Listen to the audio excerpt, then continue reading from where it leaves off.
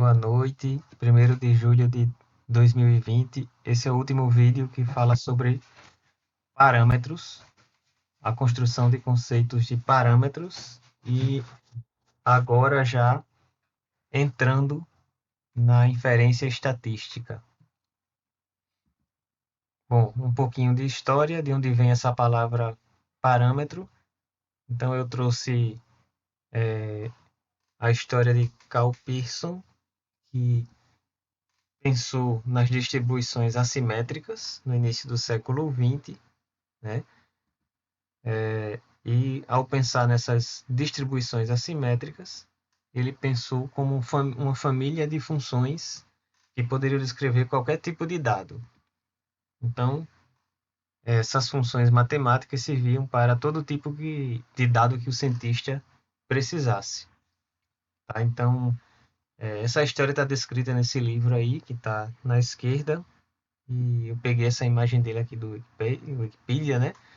Então, as funções, elas teriam que ser, então, particularizadas para o problema que você estivesse lidando.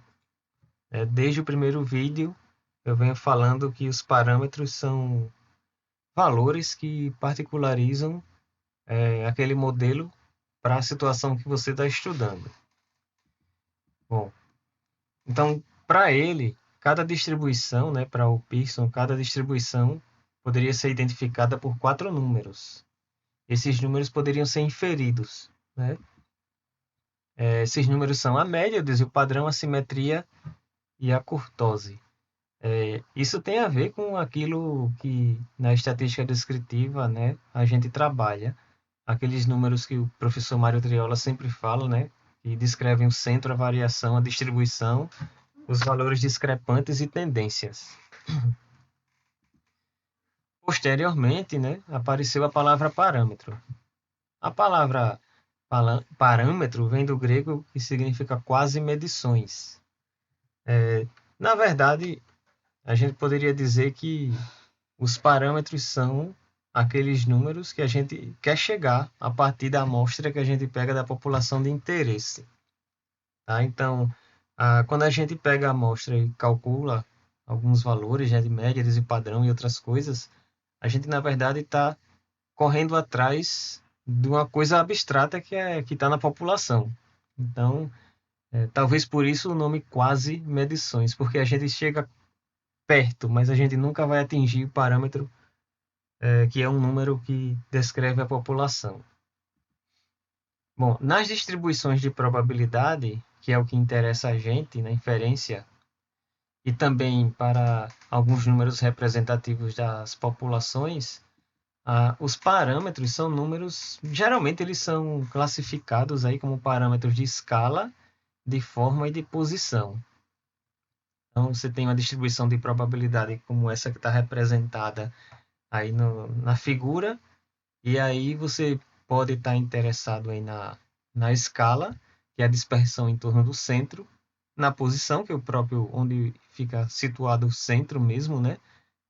A assimetria, ou transformações. Quando eu falo assimetria e coloco transformações, é porque o parâmetro de forma, ele às vezes altera tanto a forma da distribuição que transforma em outra, tá? Então, por exemplo, nessa figurinha, nessa animação que está aparecendo, vocês podem ver que a forma não está mudando do gráfico, nem a dispersão em torno do centro, mas a posição do centro está mudando. Então, isso é uma característica da mudança do parâmetro de posição, por exemplo, né? Aí está aquela sigla, né, que a gente trabalha sempre, centro, variação, dispersão, outliers e tempo. E, bom, mas você pode ter mudança, né, pode ter um achatamento da curva, como está mostrando aí, pode ter um esticamento da curva para a direita ou para a esquerda, uma mudança na simetria. Então, os parâmetros de escala e de forma vão trabalhar nesse sentido.